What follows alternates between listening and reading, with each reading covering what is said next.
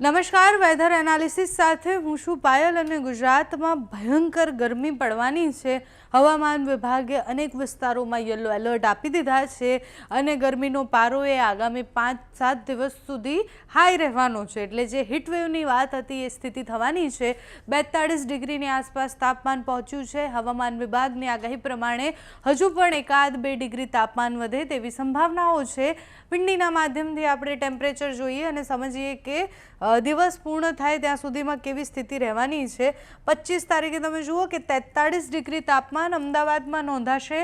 સુરતમાં પણ 43 ડિગ્રી તાપમાન નોંધાવાનું છે। સાથે જ વડોદરામાં પણ એટલી ગરમી રહેશે, ત્યાં પણ 43 ડિગ્રી, મહેસાણામાં 42, દાહોદમાં 41, આ બાજુ સૌરાષ્ટ્ર પણ ખૂબ ગરમ રહેવાનું છે। ભાવનગરમાં 42 ડિગ્રી તાપમાન છે, મૂડીમાં 42 ડિગ્રી છે, જૂનાગઢમાં 42 ડિગ્રી તાપમાન છે, દરિયાકાંઠાના વિસ્તારોમાં પણ 34-35 ડિગ્રી તાપમાન પહોંચવાનું છે। કચ્છમાં પણ 42 ડિગ્રીએ તાપમાન પહોંચે તેવી સંભાવના છે અને તમે જુઓ કે જેમ જેમ દિવસ આગળ વધે છે એમ ટેમ્પરેચર પણ વધતું જઈ રહ્યું છે અને રાત પડતા સુધીમાં થોડી ઠંડક લાગે, પણ એ પણ 30-38 ડિગ્રી તાપમાન પણ રાત સુધીમાં નોંધાતું હોય છે।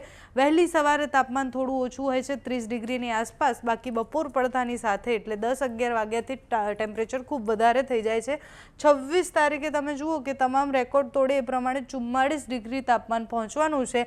26 તારીખે સૌથી વધારે ગરમ દિવસ રહેવાનો છે। અમદાવાદમાં 44 ડિગ્રી છે, નડિયાદમાં 44 છે, ધોળકામાં 45 ડિગ્રી તાપમાન પહોંચવાનું છે। એટલે મહત્તમ તાપમાન તમે જુઓ કે 45 ડિગ્રી પાસે પહોંચે એટલે કેટલું ભયંકર ગરમી અને હીટવેવની આપણે જે વાત કરતા હતા એ થશે।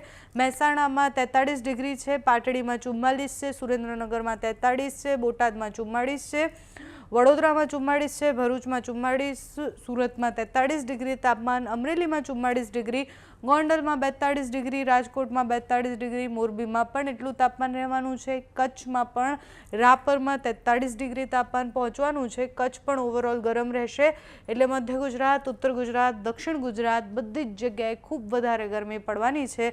45 ડિગ્રી સુધી તાપમાન એ 26 તારીખે પહોંચશે અને તમે જુઓ કે અમદાવાદ અને એની આસપાસ સૌથી વધારે ગરમી રહેવાની છે। 26 તારીખ સાંજ સુધીની આ સ્થિતિ છે। આગળ 27 તારીખે પણ એટલી જ ગરમી પડવાની છે। 28-29 તારીખની આસપાસ વરસાદની સંભાવના છે। પ્રી મોન્સૂન એક્ટિવિટીના ભાગરૂપે એ વરસાદ પડશે, સાવ છૂટો છવાયો સામાન્ય વરસાદ પડે તેવી સંભાવના છે। 27 તારીખે પણ 44 ડિગ્રીની આસપાસ સાંજ સુધીમાં તાપમાન પહોંચવાનું છે। 27-28 તારીખ સુધી આ સ્થિતિ રહેશે, એના પછી થોડીક રાહત થશે એટલે એ થોડુંક 1-2 ડિગ્રી તાપમાન ઓછું થાય તેવી સંભાવના છે। તમે જુઓ કે 28 તારીખે બપોર સુધીમાં 42 ડિગ્રી તાપમાન છે એટલે 45 સુધી પહોંચતું તાપમાન એ 42 થાય તેવી સંભાવના છે। એપ્રિલનો એન્ડિંગનું જે અઠવાડિયું છે, એપ્રિલના એન્ડિંગના જે 2-3 દિવસ છે એમાં તાપમાન થોડું ઓછું રહે તેવી સંભાવના છે। બાકીના બધા જ દિવસોમાં ખૂબ વધારે ગરમી પડવાની સંભાવના છે। રવિવારે પણ એટલી જ ગરમી પડવાની છે એટલે મતદાનનો દિવસ જે છે એ ખૂબ ગરમ રહેવાનો છે। આમ તો ચૂંટણી હોય એટલે એમ પણ ગરમાગરમી હોય, પણ તાપમાન પણ ખૂબ વધારે રહેવાનું છે। આગામી 4-5 દિવસ સુધી ગુજરાતમાં હીટવેવની આગાહી છે તો બધાએ એનાથી સાવધાન રહેવાનું છે। ખૂબ બધું પાણી પીવાનું છે અને કામ વગર બહાર ના નીકળીએ તો ખૂબ સારું। બાકી જે પણ માહિતી આવતી રહેશે હવામાન વિભાગ, હવામાન નિષ્ણાંત આપશે, તમારા સુધી પહોંચાડતા રહીશું।